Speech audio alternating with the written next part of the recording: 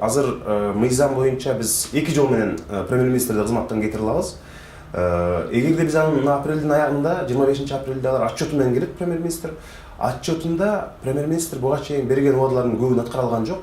Ал биз күткөндөй жигердүү иштей алган жок, реформаларды жасай алган жок, чоң коррупциялык элементтер менен тез сыяктуу күрөшө алган жок, кадрдык чоң өзгөрүүлөрдү жасай алган жок. Мындай мактай турган нерсеси аз, тилекке каршы ушундай болуп калды. Отчетун кабыл албай кетирсек болот парламент. Бул бир жолу.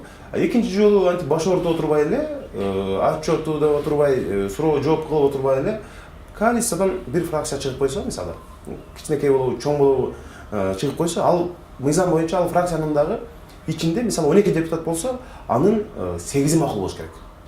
Коалициядан чыгууга. Эми алар макул болот албетте. Ошондой учурда чакыныраак бир фракция менен чыгарып сүйлөшүп туруп, фракция лидери коалиция бузулганын жар салса, өкмөт башчы, жалпы эле кыргыз өкмөтү бул милдетин аткаруучу болуп калат автоматтык түрдө. Анан анын ордуна жаңы талапкерлерди кароо башталат. Президент фракциялардын бирине жаңы коалиция куруу тууралуу мандат берет. Анан ошондо биз жаңы өкмөт тандайбыз.